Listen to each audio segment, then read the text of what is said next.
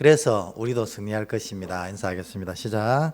그래서 우리도 승리할 것입니다. 아멘.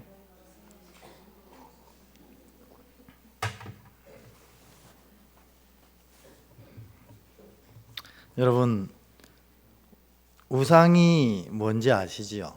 네. 우리 세상 가운데 우상이 참 많이 있습니다.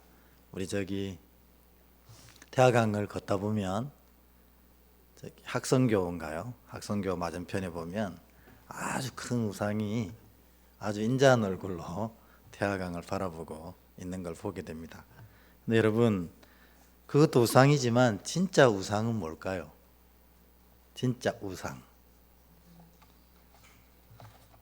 진짜 우상은 뭐냐면 사실은 뭐 그런 것도 우상이지만 하나님의 자리에 서 있는 모든 것이 다 우상입니다. 사실은. 하나님의 자리란 건 또 뭘까요? 하나님의 자리. 그 뭐냐면 우리 인생을 이끌어 가시고 또 주장하시는 결정권을 가진 자리. 이게 바로 하나님의 자리거든요.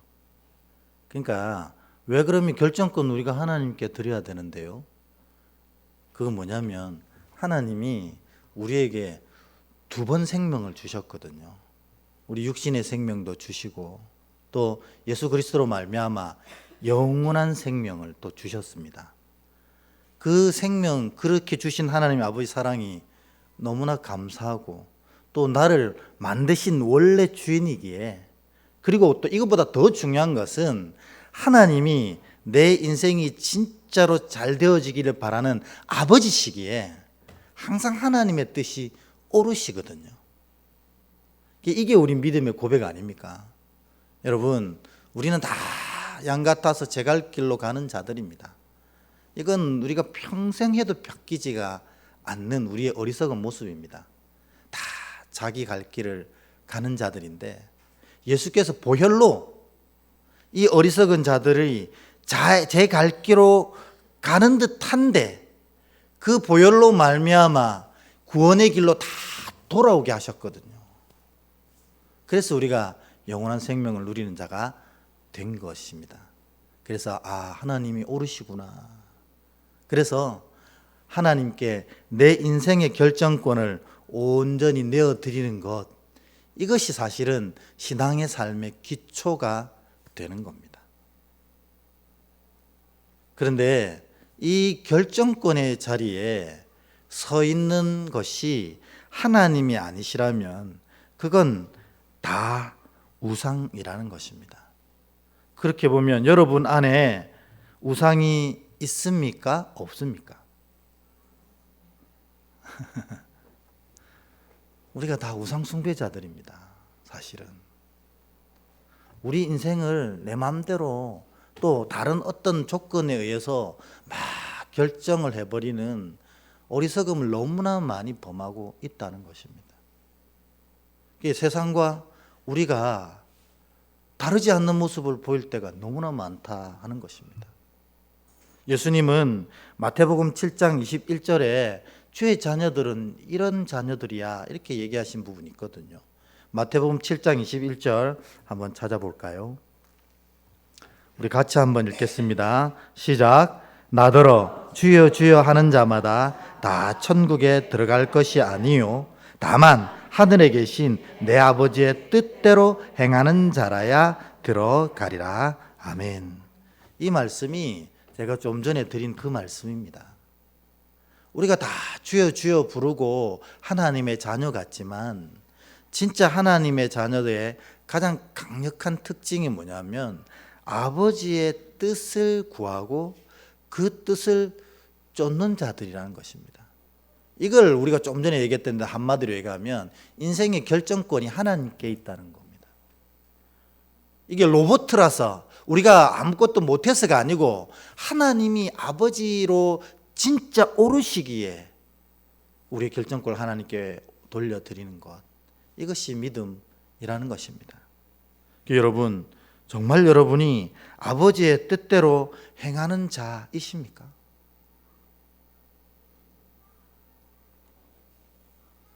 여기서 제가 질문 한번 드려보겠습니다. 여러분 편안한 마음으로 대답은 안 하셔도 됩니다. 속으로 순종이 쉬워요? 불순종이 쉬워요? 우리가 보통 순종이 어렵다 이렇게 생각합니다.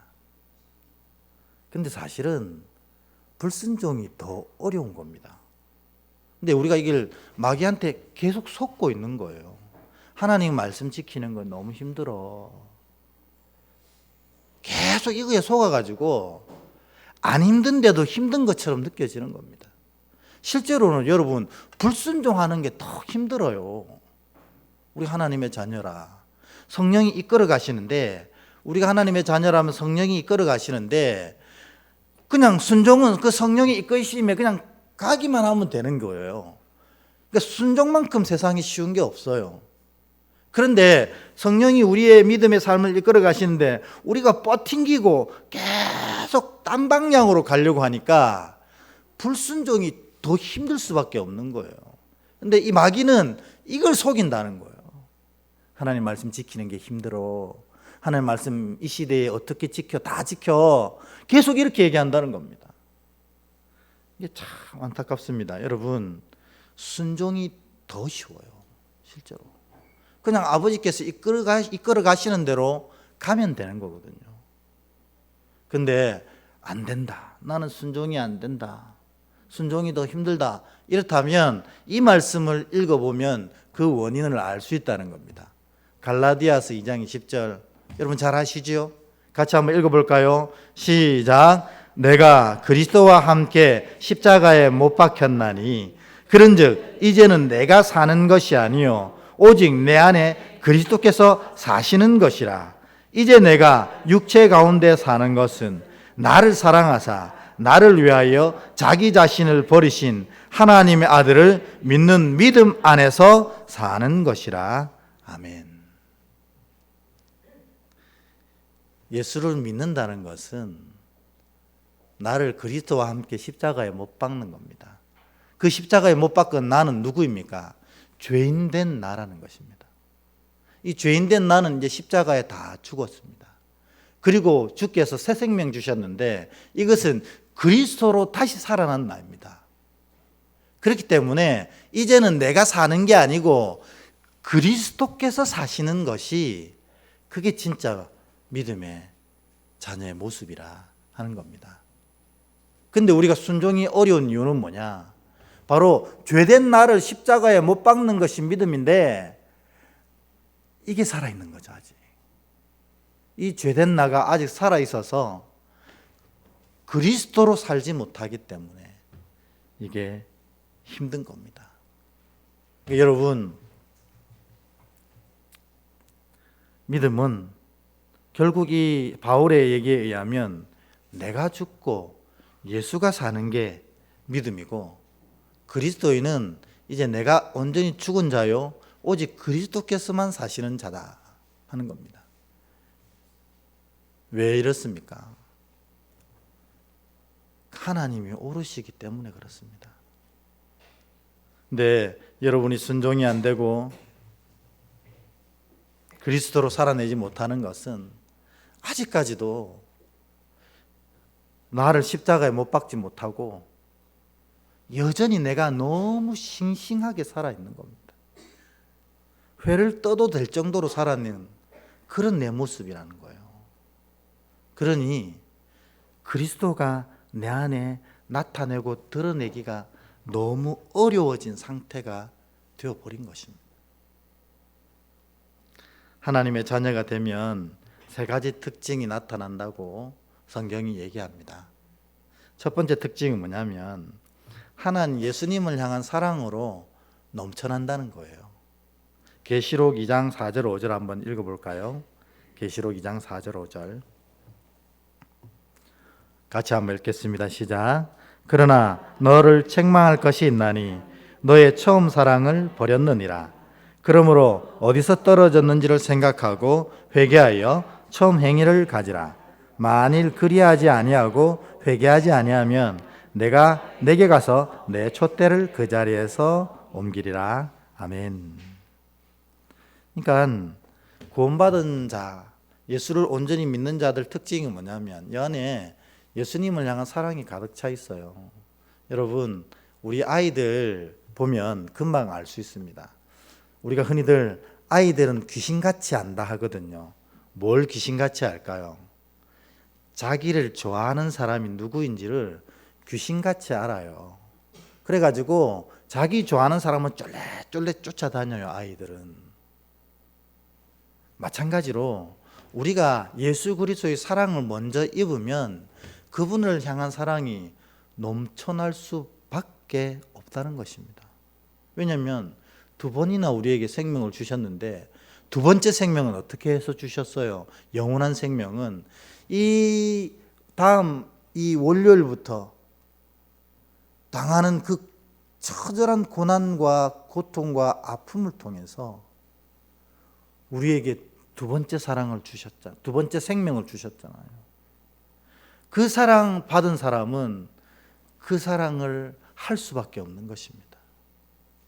근데 우리가 아직 내가 싱싱하게 살아있는 것은 이 첫사랑을 받지를 못했든지 아직 아니면 이 첫사랑을 에베소 교인들처럼 어디엔가 놓쳐버렸든지 하는 거라는 겁니다.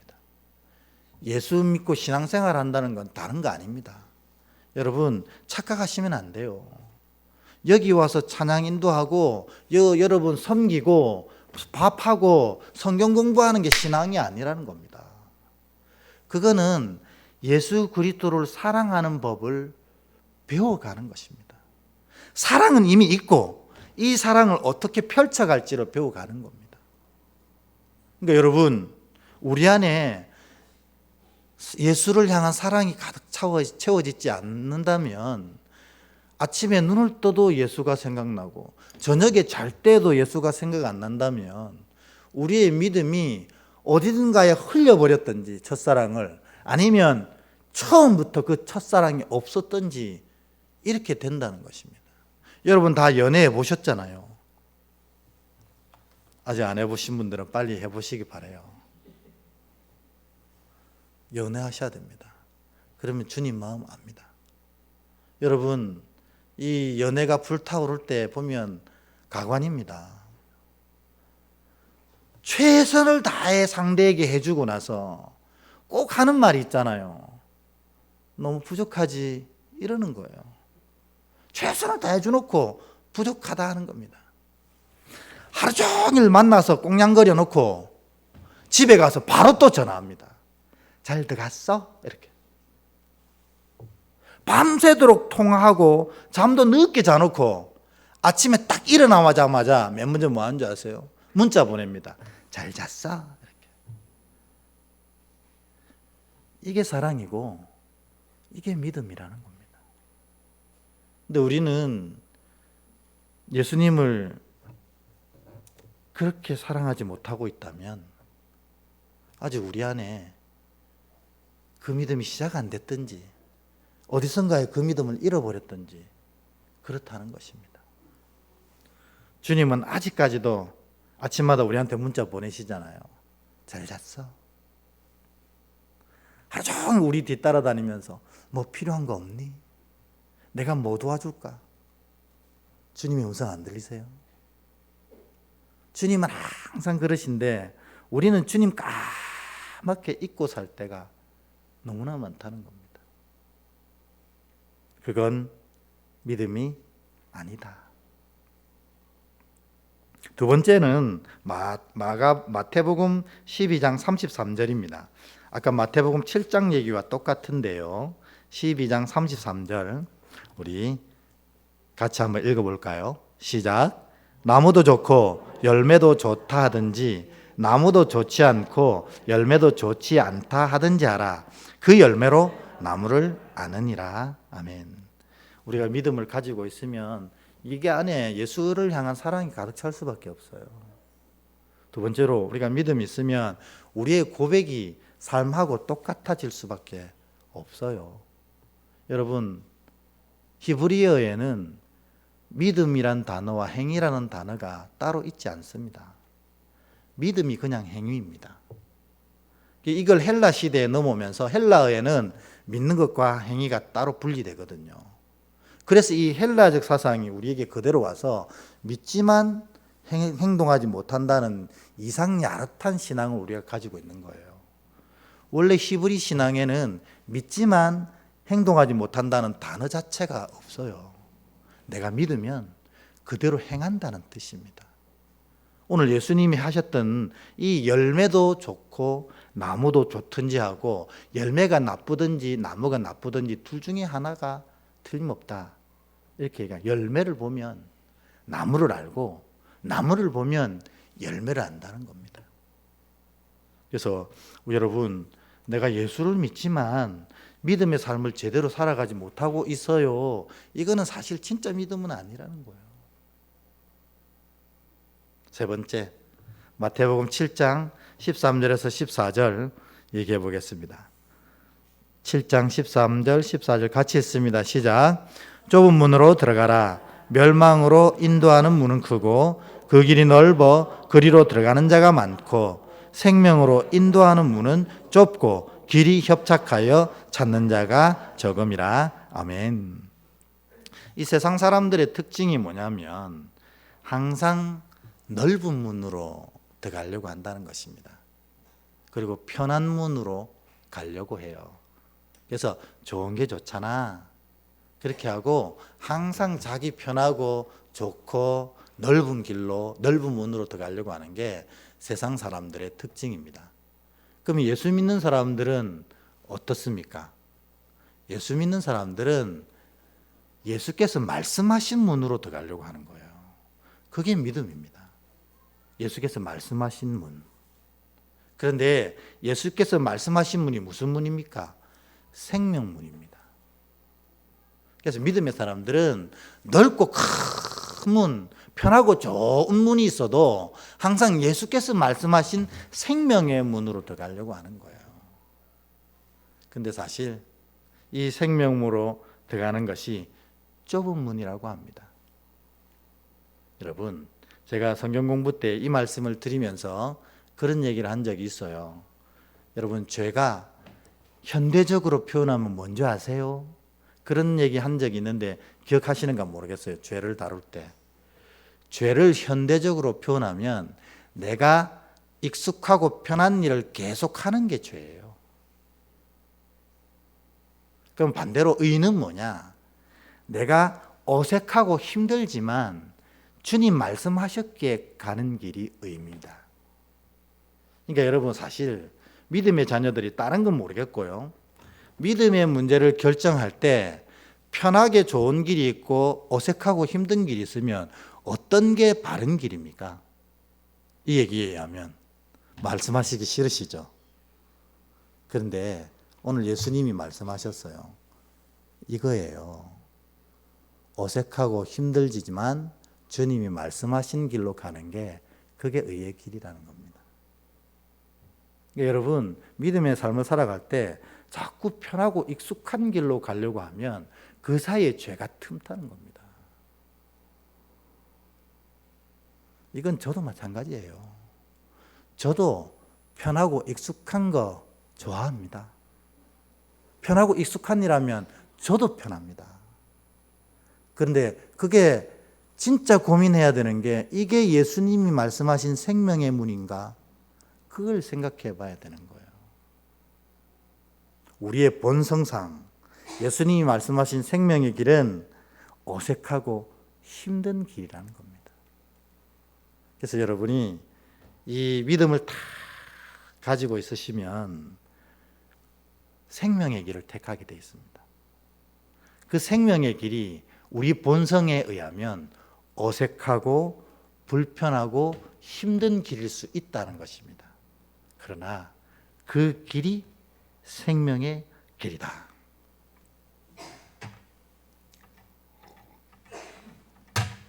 오늘 분위기 엄청 많이 깔아앉으셨네요. 제가 여러분 책망하는 게 아니고 진짜 믿음을 가지고 있으면 이렇게 되어져 간다는 것을 성경이 얘기하고 있는 거예요. 근데 참 우리가 참담해지는 이유는 그렇지가 못하다는 겁니다. 우리가. 그러면 질문해야 됩니다. 왜 그렇지 못하지? 왜 나는 맨 처음 얘기했던 대로 주님을 향한 사랑이 넘쳐서 그 사랑 때문에 기쁨으로 살아가지 못할까? 왜 나는 고백한 것과 삶이 이렇게 다를까? 왜 나는 주님이 말씀하신 생명의 길로 안 가고 늘 편하고 넓은 길로만 가려고 할까? 이 질문을 가지라는 겁니다. 여러분, 책망하는 게 아니고. 왜 그럴까요? 여러분, 진지하게 한번 생각해 보세요. 왜 그럴까? 성경은 분명히 믿음을 가지고 있으면, 여러분 착각하시면 안 돼요. 요렇게 했기 때문에 구원받는 건 아닙니다. 이건 구원받은 자들이 살아가는 삶의 모양입니다. 착각할까 봐 다시. 이게 구원의 조건 아닙니다. 구원은 예수께서 주셔요. 근데 예수께 받은 구원이 있는 자들은 이렇게 살아가더라. 근데 왜 안 되지? 나는 예수께 구원 못 받은 건가? 여러분, 그 이유는 뭐냐면 보혈을 체험하지 못했기 때문에 그렇습니다. 우리가 예수를 믿습니다 이렇게 했는데 그때 우리 영 가운데 주의 보혈이 부어져서 주홍같이 붉은 죄가 깨끗이 씻겨나고 이 안에 예수의 보혈이 채워져서 이제부터 내 혈관을 타고 돌아가는 것이 내 피가 아니고 예수 보혈의 피여야 그때부터 진짜 믿음의 모양을 나타내는데, 우리가 예수를 믿는다고 시작했는데 보혈의 강력한 체험이 없다는 거예요. 그래서 사실은 이 보혈의 체험이 이번 이 고난주간 한 주간의 기도 중심이 되어야 됩니다. 주님, 우리가 예수를 믿고 예수를 알고 예수를 따르려고 하는데 늘 주님 앞의 모습은 바른 믿음의 모습이 아닙니다. 이건 내가 한다고 애를 쓴다고 되는 것도 아닌 것 압니다. 오직 보혈의 능력으로만 내 영을 바꾸실 때 이것이 가능한 줄 믿사오니 이 한 주간 주님이 흘리신 그 보혈이 내 심령 가운데 오롯이 적셔지게 하옵소서. 이게 사실 이 한 주간의 기도 제목이어야 합니다. 옛날에 이 감리교를 창시한, 여러분 이 감리교 처음 창시한 분이 누군지 잘 아시죠? 웨슬레입니다. 요한 웨슬레.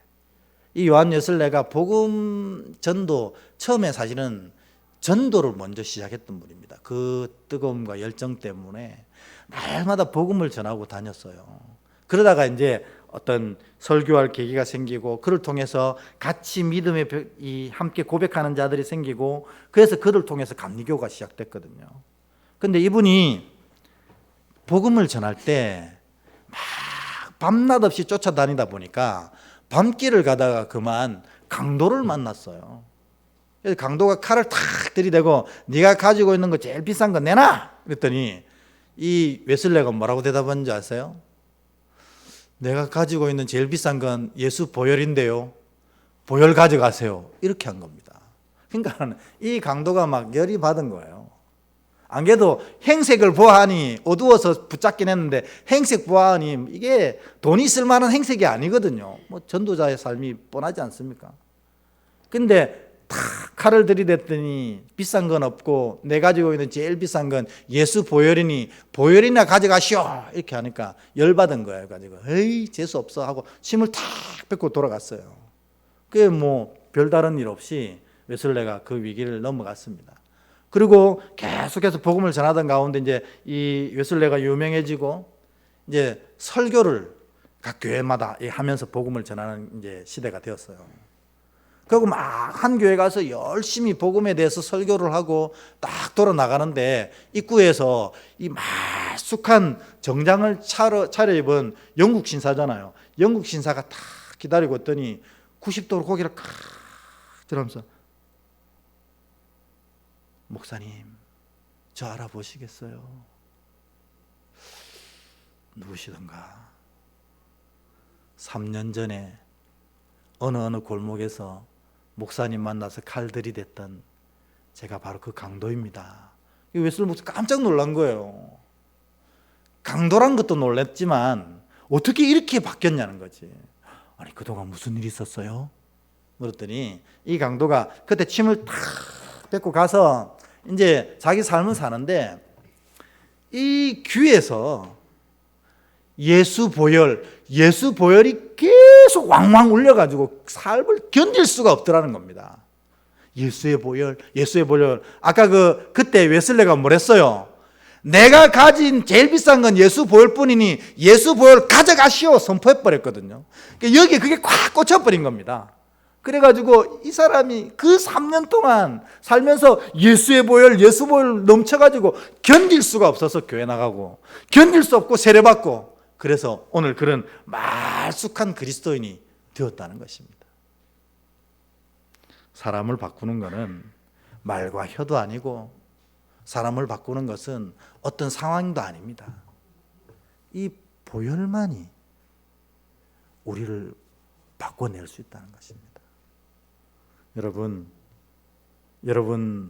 이번 고난주간 가운데 예수의 보혈이 여러분 모든 심령과 여러분 모든 마음을 다 적시는 그런 놀랍고 행복한 역사가 나타나고 경험되어지길 주 여러분으로 축원합니다. 그러면 또 한 가지 더 질문이 있어야 됩니다. 이렇게 아름다운 믿음을 어떻게 하면 지킬 수 있습니까의 대답이 보혈을 경험해야 된다 이렇게 얘기했잖아요. 그러면 여러분 무슨 질문해야 됩니까? 어떻게 하면 그 보혈을 경험할 수 있습니까를 질문해야 됩니다. 그 얘기가 제가 볼 때 제일 정확하게 표현한 이야기가 진홍 가슴새 얘기입니다. 이 얘기는 제가 전에도 한번 했거든요. 여러분 기억나세요? 진홍 가슴새 동화입니다. 근데 보혈을 경험할 수 있는 가장 정확한 방법을 제시했어요. 여러분 아시는 분들은 다시 한 번 더 들으시고 처음 들으신 분들은 잘 들으셔서 이를 통해서 이 한 주간 이 보혈을 경험하는 보혈의 능력을 경험하는 시간 됐으면 좋겠어요. 옛날에 이제 하나님이 천지를 만드실 때에 많은 육축과 새들을 만드셨는데 그 중에 한 새를 만들어서 그의 이름을 뭐라고 부르셨냐면 진홍 가슴새라고 불렀어요.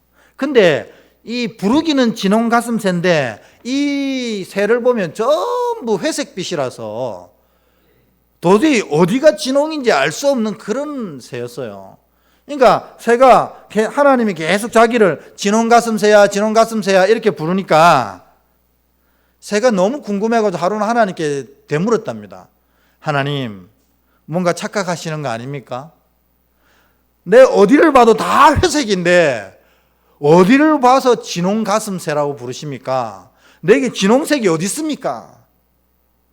그랬더니 하나님이 언젠가는 그 이유를 알게 될 거야 이렇게 얘기하시고 말았답니다.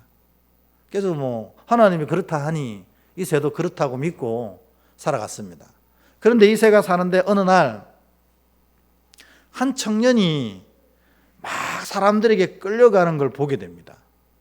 막 채찍질 당하고 매질 당해가지고 피가 범벅인데 자기보다 훨씬 큰 십자가를 막 끌고 가는 거예요.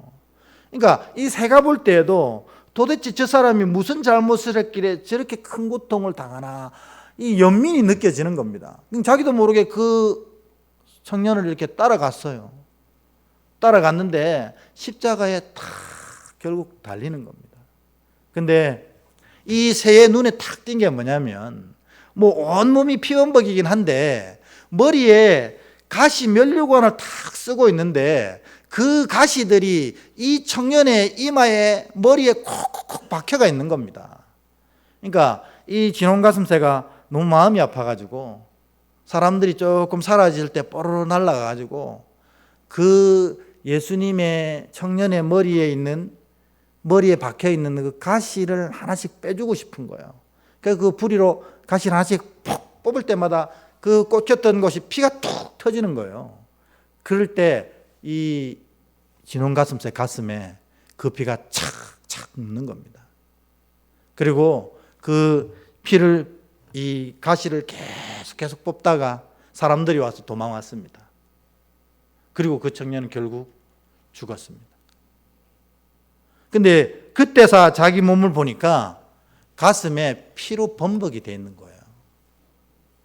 그래서 이 새가 물가에 가서 이 피를 막 씻었습니다. 근데 이 피가 안 지는 거예요. 그러니까 이 새가 온 몸은 회색인데 가슴만 빨갛게 물들어 있는 겁니다. 하나님이 이 새를 진홍가슴새라고 부른 이유가 바로 이것이었습니다. 근데 더 놀라운 것은 이 새가 나중에 이제 결혼을 해가지고 새끼를 낳았는데 새끼들도 가슴이 빨갛게 되어서 나오는 것입니다.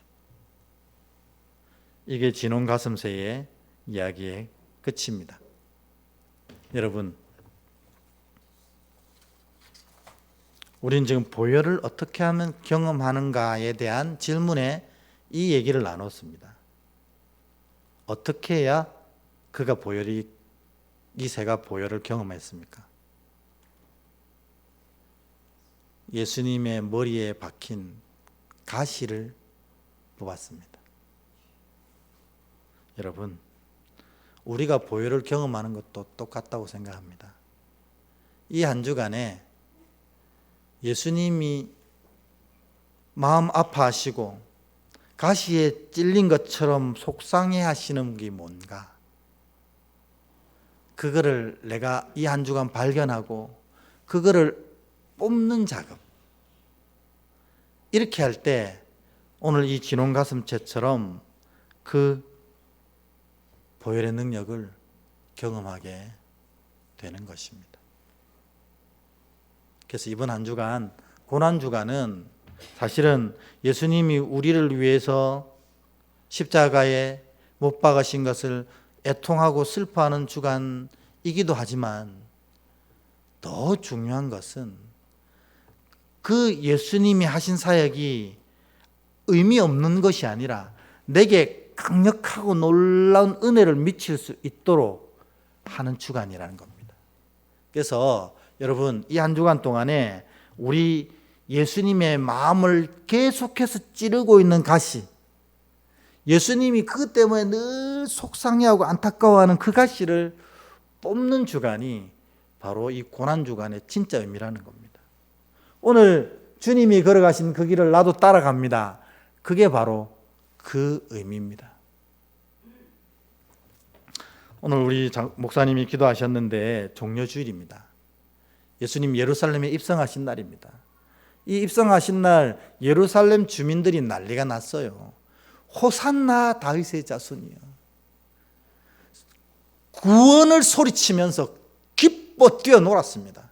그리고 종려나무를 다 꺾어와가지고 예수님 가시는 길에 다 깔았어요.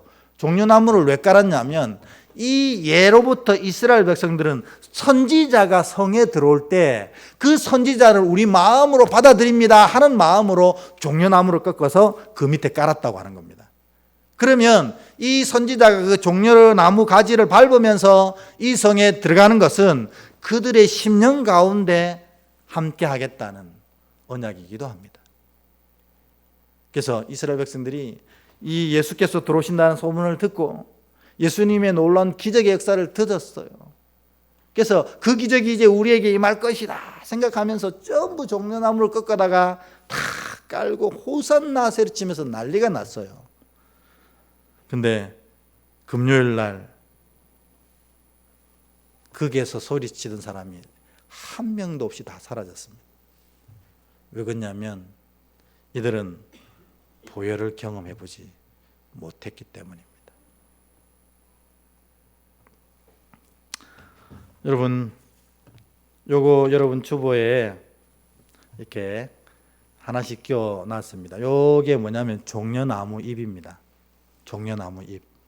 오늘 예루살렘에 입성하신 이 주님을 기념하면서 이 종려나무를 주님 앞에 좀 깔았으면 좋겠어요. 이 의미가 뭐라고요? 내 마음에 임하소서 하는 뜻입니다. 그래서 종려나무를 까는데 요 뒤에 기도문이 써 있습니다. 오늘 제가 했던 설교의 내용입니다. 이 한 주간 주님 마음 아프게 하고 주님 이마에 피나게 하는 그 안타까운 일들 중에 내가 무엇을 뽑아야 되는지를 오늘 여기다가 쓰시는 거예요. 그래서 이쪽에 보면 제출용 해가 되어 있는 건 이게 가운데를 이렇게 찢으시면 됩니다. 가운데 찢으셔서 제출용 하는 것들은 여기에다가 붙이시는 거예요.